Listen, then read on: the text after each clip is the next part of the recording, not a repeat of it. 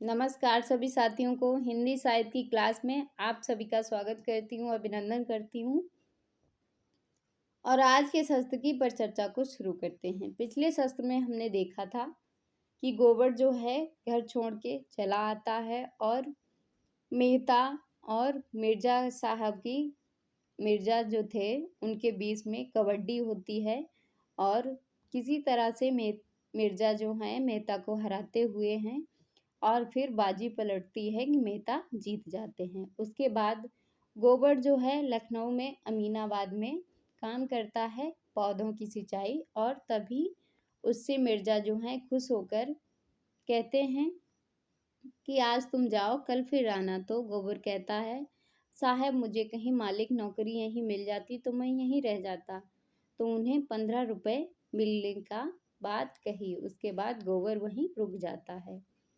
आज जो है 14वां भाग है हमारा।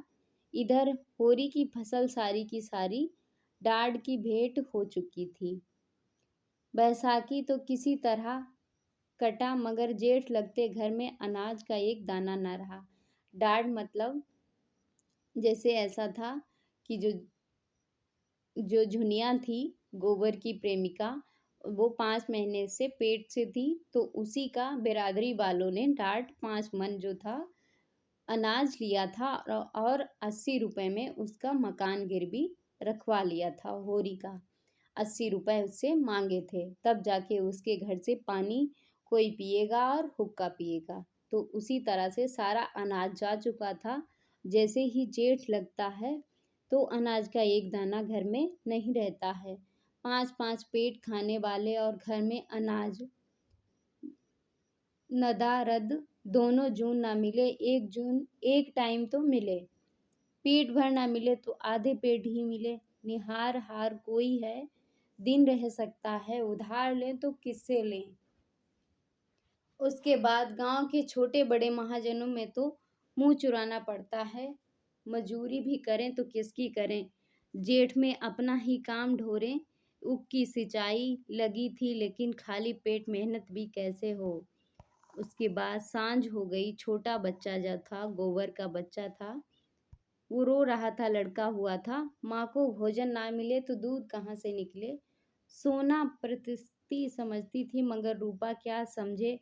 बार बार रोटी रोटी चिल्ला रही थी। दिन भर से तो कच्ची अमिया से जी बहला, मगर अब तो कोई ठोस चीज नहीं है। होरी जो थी दुलारी सौहाइन से अनाज उधार मांगने गया था, पर वहां दुकान बंद करके पैठ चली गई थी। महागरू साहब केवल इनकार ही ना किया, लताड़ भी दी। उधार मांगने चले हैं, 3 साल से धेला सूद नहीं दिया, उस पर उधार दिए जाओ। अब औकात में देंगे, खोटी नियत हो जाती तो यही हाल होता। भगवान में यहाँ अनीति नहीं देखी जाती।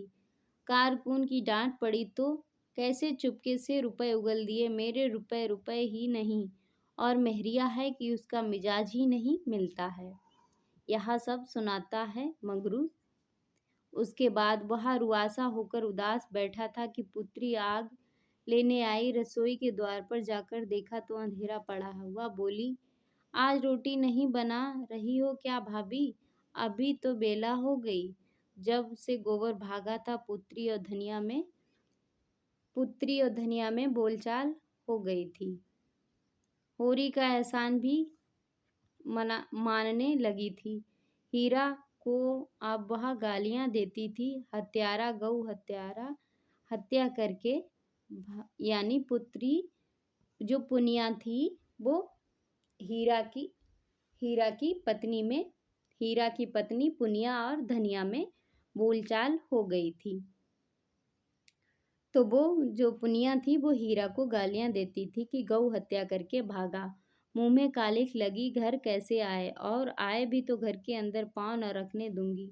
गौ हत्या करते इसको लाज ना आई। बहुत अच्छा होता पुलिस बांध कर ले जाती और चक्की पिसवाती। उसके बाद धनिया कोई बहाना ना कर सकी। बोली, रोटी कहाँ से बने, घर में दाना तो है ही नहीं। तेरे महतों ने बिरादरी का पेट भर दिया, बाल बच्चे मरे या जिए, अब बिरादरी झांकती तक नहीं। पुनिया की फसल अच्छी हुई, वह स्वीकार करती थी कि वाह, यह होरी का पुरुषार्थ है। हीरा के साथ कभी इतनी बरकत न हुई थी। उसके बाद बोली, अनाज मेरे घर से क्यों नहीं मंगवा लिया? वह भी तो महतों की कमाई है कि किसी और की। सुख के दिन ना आए तो लड़ लेना, दुख तो साथ रोने से ही कटता है।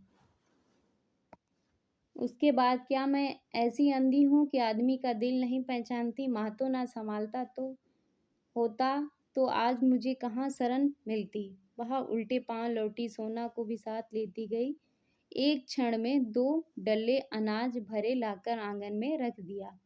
2 मन से जो काम जौ न था, जो जौन थे वो 2 मन से कम नहीं थे। धनिया अभी कुछ कहने न पाई कि वह फिर चल दी और एक क्षण में एक बड़ी टोकरी अरहर की दाल से भरी हुई लाकर रख दी। फिर बोली, चलो मैं आग जलाए देती हूँ। धनिया देखकर जौ के ऊपर एक छोटी सी डलिया में 4-5 सेर आटा भी था। आज जीवन में पहली बार वह परास्त हुई। आंखों में प्रेम और कृतज्ञ के मोती भरकर बोली, सबका सब उठा लाई कि घर में कुछ छोड़ा कहीं भागा जाता था। उसके बाद आंगन में बच्चा खटोले पर पड़ा रो रहा था। पुनिया उसे गोद में लेकर दुलारती हुई बोली, तुम्हारी दया से अभी बहुत है भाभी जी। 15 मन तो जौ हुआ है और 10 मन गेहूं, 5 मन मटर हुआ। तुमसे क्या छिपाना, दोनों घरों का काम चल जाएगा। 2-3 महीने में फिर मकई हो जाएगी। आगे भगवान मालिक है। उसके बाद झुनिया ने आकर आंचल से छोटी सास के चरण छुए। पुनिया ने आशीष दिया। सोना आग जलाने चली। रूपा ने पानी के कलश उठाया। रुकी हुई गाड़ी चल निकली। जल में अवरोध के कारण जो चक्कर था, फेन था, शोर था, गति की तीव्रता थी, वह अवरोध के हट जाने से शांत मधुर ध्वनि के साथ सम धीमी एक रसधार में बहने लगा। पुनिया बोली, महतो को दान देने की ऐसी जल्दी क्या पड़ी थी? धनिया ने कहा, बिरादरी में सुर खरू कैसे होते? भाभी बुरा न मानो तो एक बात कहूँ। कहाँ बुरा न मानोगी? ना कहूँगी, कहीं तुम बिगड़ने ना लगो। कहती हूँ कुछ ना बोलूँगी तो कहो। तुम्हें झुनिया को घर में रखना ना चाहिए था। तब क्या करती? वह डूब मरती। घर में, मेरे घर में रख देती, तब तो कोई कुछ ना कहता। यहाँ तो तू आज कहती, उस दिन भेज देती तो तू झाड़ू लेकर दौड़ती। इतने खर्च में तो गोबर का ब्याह हो जाता। उसके बाद होनहार को कौन टाल सकता है पगली? अभी इतने ही से गला नहीं छूटा। भोला जब अब अपनी गाय के दाम मांग रहा है, तब से गाय दी थी कि मेरी सगाई कहीं ठीक कर दो। अब कहता है मुझे सगाई नहीं करनी, मेरे रुपए दो। उसके दोनों बेटे लाठी लिए फिरते हैं। हमारे कौन बैठा है जो उससे लड़े? इस सत्यानाशी गाय ने आकर घर चौपट कर दिया।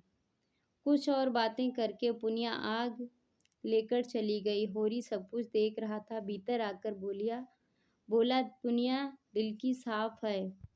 हीरा भी तो दिल का साफ था। धनिया ने अनाज तो रख लिया, पर मन में लज्जित और अपमानित हो रही थी कि यह दिनों का फेर है कि आज उसे यहाँ नीचा देखना पड़ा।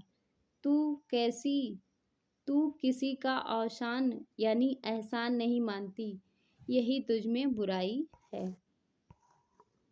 उसके बाद, एहसान क्यों नहीं मानूं? मेरा आदमी उसकी गिरस्ती के पीछे जान नहीं दे रहा है।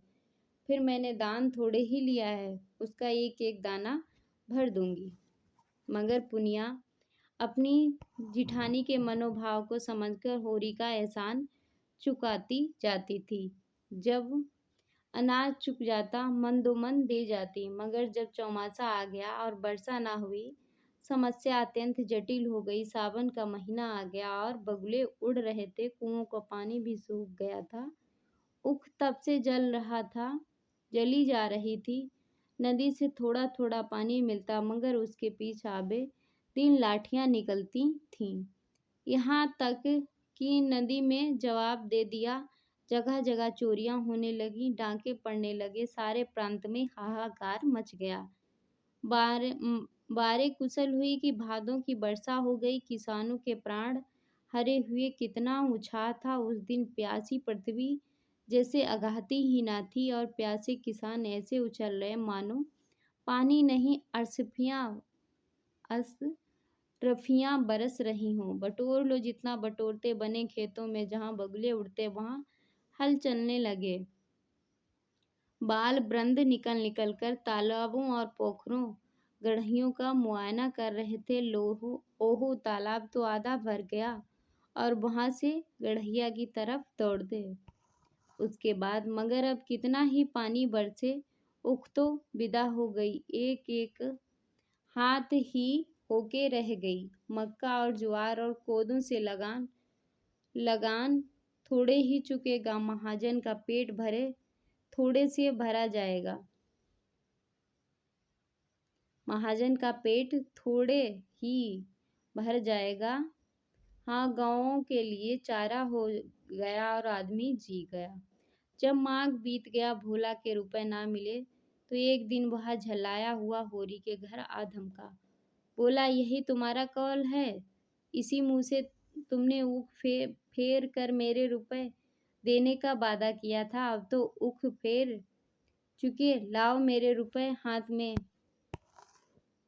तभी होरी जब अपने विपत्ति सुनकर सब तरह से चिरौरी करके हार गया और बोला, द्वार से ना हटा तो उसने झुंझला कर कहा, तो महतो, इस वक्त मेरे पास रुपए नहीं है और ना ही मुझे कहीं उधार मिल सकता है। मैं कहाँ से लाऊं? दाने दाने को तंगी हो रही है। विश्वास ना हो घर में जाकर देख लो, जो कुछ मिले उठा ले जाओ। भोला ने निर्मम भाव से कहा, मैं तुम्हारे घर की तलाशी लेने जाऊं ना? मुझे इससे मतलब है कि तुम्हारे पास रुपए हैं या नहीं। तुमने उख फेर कर रुपए देने को कहा था। उख फेर चुके, अब रुपए मेरे हवाले करो। उसके बाद तो फिर कहो वह करूं। मैं क्या कहूं? मैं तुम्हें पर छोड़ता हूं। मैं तुम्हारे दोनों बैल खोल ले जाऊंगा। होरी ने उसकी ओर विस्मय भरी आंखों से देखा, मानो अपने कानों पर विश्वास न आया। फिर हत बुद्धि सा सिर झुकाकर रह गया। भोला क्या उससे भिखारी बनाकर छोड़ देना चाहते हैं? दोनों बैल चले गए, तब तो उनके दोनों हाथ ही कट जाएंगे। दीन सर में बोला, दोनों बैल ले लोगे तो मेरा सर्वनाश हो जाएगा। अगर तुम्हारा धर्म यही कहता है तो खोल ले जाओ। उसके बाद तुम्हारे बनने बिगड़ने से की मुझे परवाह नहीं, मुझे रुपए चाहिए और जो मैं कह दूं। मैंने रुपए दिए। भोला सन्नाटे में आ गया। उसे अपने कानों पर विश्वास न आया कि होरी इतनी बड़ी बेईमानी कर सकता है। यह संभव नहीं है। उग्र होकर बोला, अगर तुम हाथ में गंगा जली लेकर कह दो कि मैंने रुपए दे दिए तो सब्र कर लूंगा। उसके बाद कहने का मन चाहता है, मरता क्या ना करता, लेकिन कहूँगा नहीं। तुम कह ही नहीं सकते? हाँ भैया, मैं नहीं कह सकता। हंसी कर रहा था। उसके बाद एक क्षण तक वह दुविधा में पड़ा रहा, फिर बोला, तुम मुझसे इतना बैर क्यों पाल रहे हो भोला भाई? झुनिया मेरे घर आ गई तो मुझे कौन सा सरग मिल गया? लड़का अलग हाथ से गया, 100-200 रुपया डांड भी अलग भरना पड़ा। मैं तो कहीं ना रहा। अब तुम मेरी जड़ खोद रहे। भगवान जानते हैं, मुझे बिल्कुल ना मालूम था कि लड़का क्या कर रहा। मैं तो समझता था कि गाना सुनने जाता होगा। मुझे तो उस दिन पता चला जब आधी रात को झुनिया घर में आ गई। उस वक्त मैं घर में ना रखता तो सोचो कहाँ जाती, किसकी होकर रहती। झुनिया बरौठे के द्वार पर छिपी खड़ी या बातें सुन रही थी। बाप को अब वह बाप नहीं शस्त्र समझती थी। डरी कहीं होरी बैलों को ना दे दे। जाकर रूपा से बोली, अम्मा को जल्दी बुला लाकर कहना बड़ा काम है, विलम्ब ना करें। धनिया खेत में गोबर फेंकने गई थी, बहू का संदेश सुना तो आकर बोली, काहे बुलाया है? बहू, मैं तो घबरा गई। काका को तुमने देखा है ना? हाँ देखा है, कसाई की तरह द्वार पर खड़ा बैठा हुआ है। मैं तो बोली भी नहीं। हमारे दोनों बैल मांग रहे हैं दादा से। धनिया के पेट की आंतें भीतर सिमट गईं। दोनों बैल मांग रहे हैं। हाँ कहते हैं हमारे रुपए दो, नहीं तो हम दोनों बैल खोल ले जाएंगे। तेरे दादा ने क्या कहा? उन्होंने कहा तुम्हारा धर्म कहता हो तो खोल ले जाओ, उसके बाद तो खोल ले जाएं, लेकिन इसी द्वार पर आकर भीख ना मांगे। मेरे नाम पर थूक देना, हमारे लहू से उसकी छाती जुड़ती तो जुड़ा ले। उसके बाद वह इसी बाहर आकर होरी से बोली, महतो दोनों बैल मांग रहे हैं तो दे क्यों नहीं देते? उनका पेट भरे, हमारे भगवान मालिक हैं। हमारे हाथ तो नहीं काटेंगे।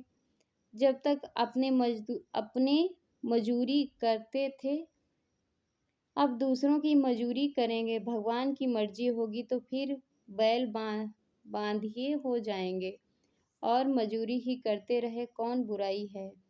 बड़े सूखे अपोत लगान का बोझ ना रहेगा। मैं न जानती थी हमारे बैरी ही है, नहीं गाय लेकर अपने सिर पर विपत्ति क्यों लेती।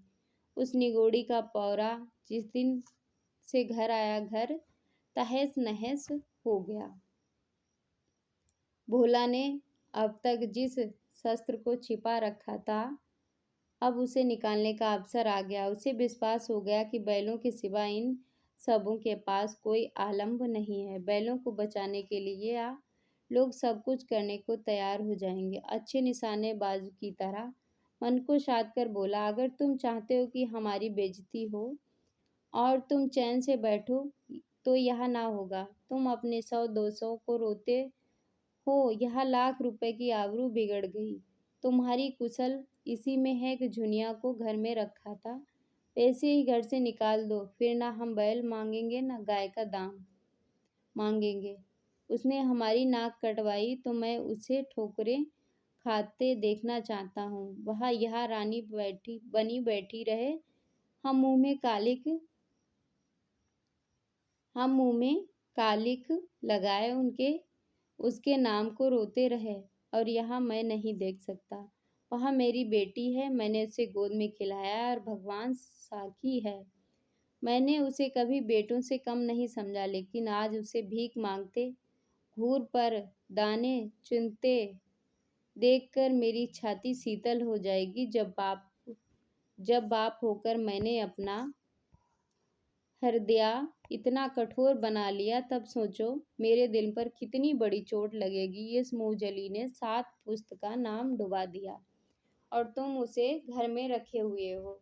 यह मेरी छाती पर मुंह दलना नहीं तो और क्या है।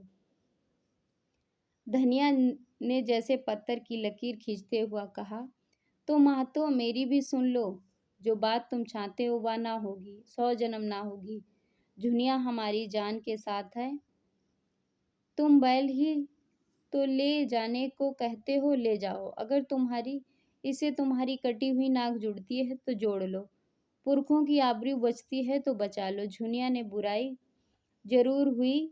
जिस दिन उसने मेरे घर में पांव रखा, मैं झाड़ू लेकर मारने को उठी, लेकिन जब उसकी आंखों से झरझर आंसू बहने लगे तो मुझे दया आ गई। तुम अब बूढ़े हो गए महतो, पर आज भी तुम्हें सगाई की धुन सवार है, फिर वह अभी तो बच्चा है।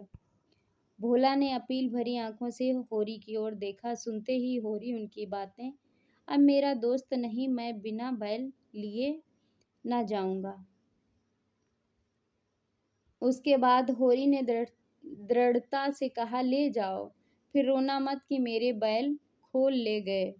नहीं रोऊंगा, भोला बैलों की पगहिया खोल ही रहा था कि झुनिया चकित्योदार साड़ी पहने बच्चों को गोद में लिए बाहर निकल आई और कपित स्वर में बोली, काका लो, मैं इस घर से निकल जाती हूँ और तुम्हारी मनोकामना है कि उसी तरह भीख मांगकर अपना और अपने बच्चे का पेट पालूंगी, और जब भीख भी ना मिलेगी तो कहीं डूब मरूंगी। उसके बाद भोला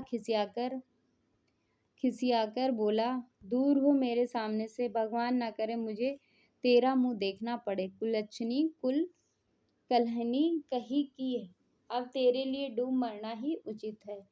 झुनिया ने उसकी ओर ताका भी नहीं। वह क्रोध था जो अपने को खा जाना चाहता था। उसमें हिंसा नहीं, आत्मसमर्पण है। और धरती इस वक्त मुंह खोलकर उसे निगल लेती। वह कितना धन्य मानती उसे आगे कदम उठाया। उसके बाद लेकिन वह कदम भी ना गई। वह 2 कदम भी ना गई कि धनिया ने दौड़कर उसे पकड़ लिया और हिंसा भरे स्नेह से बोली, तू कहाँ जाती है बहू? चल घर में, या तेरा घर है। हमारे जीते भी, हमारे मरने के पीछे भी डूब मरे वह जिसे अपने संतान से बैर हो। इस भले आदमी को मुंह से ऐसी बात कहते हुए लाज न आती। मुझ पर धौंस जमाता है। नीच ले जा, बैल का रकत पी, यानी रक्त पी। झुनिया रोती हुई बोली, अम्मा, जब अपना बाप ही मुझे धिक्कार रहा है तो मुझे डूब मरने दो। मुझ अभागिन के कारण तो तुम्हें दुख ही मिलता है। जब से आई हूँ तुम्हारा घर मिट्टी में मिल गया। तुम्हें इतने दिन मुझे जिस प्रेम से रखा, माँ न रखती। भगवान मुझे फिर जन्म दे तो तुम्हारी कोख से, यह अभिलाषा है मेरी। देखो, ये महत्वपूर्ण है, ये महत्वपूर्ण पॉइंट है। उसके बाद धनिया को अपनी ओर खींचती हुई बोली, तेरा बाप नहीं, तेरा बैरी है, हत्यारा। माँ होती तो अलबत्ते उसे कलंक होता। लगा सगाई, मेरिया जूते से ना पीटे तो का कहना। जुनिया सास के पीछे पीछे घर में चली। उधर भोला ने जाकर दोनों बैलों को खूंटों से खोलकर और हाँकता हुआ घर चला, जैसे किसी न्योते में जाकर पूरियों के बदले जूते पड़े हों। अब करो खेती और बजाओ बंसी। मेरा अपमान करना चाहते सब। फिर उसके बाद ऐसी लड़की को कौन भला आदमी अपने घर रखेगा? सबके सब बेशर्म हो गए।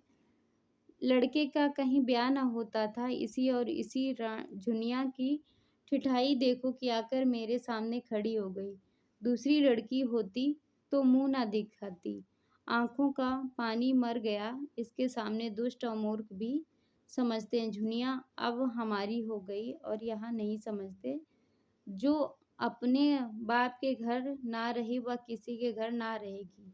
समय खराब है। नहीं, बीच बाजार में इस चुड़ैल धनिया के झूठे पकड़कर घसीटता। मुझे इतनी गालियां देती थी। उसके बाद फिर उसने दोनों बैलों को देखा। कितने तैयार हैं, अच्छी जोड़ी है। जहाँ चाहूँ 100 रुपए में बेच सकता हूँ। मेरे 80 रुपए खरे हो जाएंगे।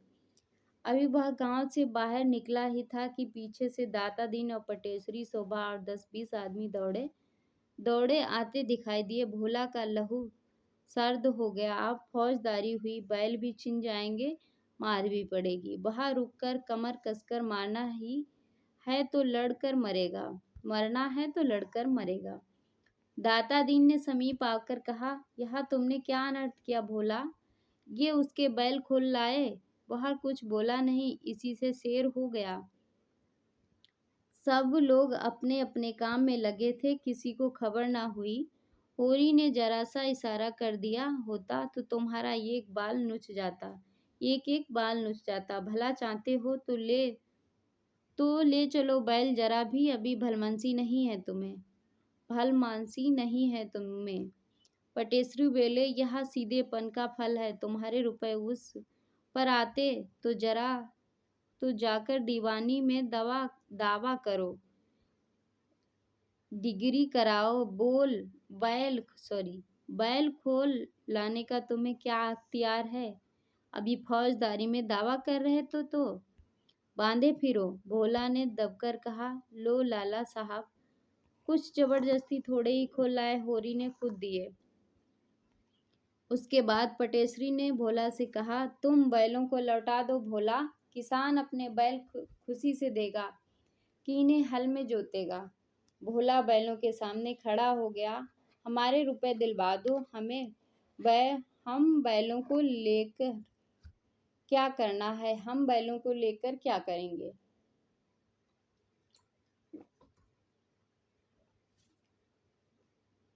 फिर उसके बाद हम बैल लिए जाते हैं, अपने रुपए के लिए दावा करो, नहीं तो मार कर गिरा दिए जाओगे। रुपए नहीं दिए नगद तुमने तो एक कुलच्छनी गाय बेचारे के सिर मर दी, अब उसके बैल खोल लिए जाते हो।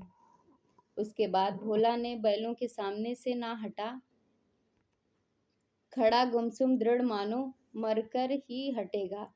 पटवारी से दलील करके वह कैसे पेश पाता। माता दीन ने एक कदम आगे बढ़कर अपनी झुकी कमर को सीधा करके ललकारा, तुम सब खड़े ताकते क्यों हो, मार के भगा दो इसको, हमारे गांव से बैल खोल ले जाएगा। बंसी बालिष्ठ युवक था, उसने भोला को जोर से धक्का दिया। भोला संभल ना सका, गिर पड़ा। उठना चाहता था कि बंसी ने फिर एक घूंसा दिया। होरी दौड़ता हुआ आ रहा था। भोला ने उसकी ओर 10 कदम बढ़कर पूछा, ईमान से कहना होरी मातो, मैंने बैल जबरदस्ती खोल लिए। फिर दाता दीन ने इसका भावार्थ किया, यह कहते हुए कि होरी ने अपने खुशी से बैल मुझे दे दिए, हम ही को उल्लू बनाते हैं। होरी ने सकचाते हुए कहा, यहाँ मुझसे कहने लगे झुनिया को घर से निकाल दो या मेरे रुपए दो, नहीं तो बैल खोल ले जाऊंगा। मैंने कहा, बहू तो ना निकालूंगा, मेरे पास रुपए हैं। अगर तुम्हारा धर्म कहे ना, मेरे पास रुपए हैं, सॉरी, अगर तुम्हारा धर्म कहे तो बैल खोल लो। बस मैं इनका धर्म पर छोड़ दिया और इन्होंने बैल खोल लिए।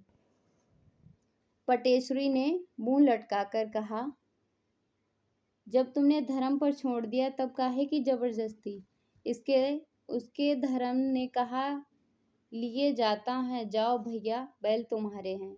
दाता दीन ने समर्थन किया, जब धर्म की बात आ गई तो क्या ही क्या कहे। सबके सब होरी को तिरस्कार की आंखों से देखते परास्त होकर लौट करे और विजयी भोला शान से गर्दन उठाए बैलों को लेकर चला गया। आज के शास्त्र को यहीं पे समाप्त करते हैं, अगले शास्त्र में मिलते हैं, तब तक के लिए जय हिंद।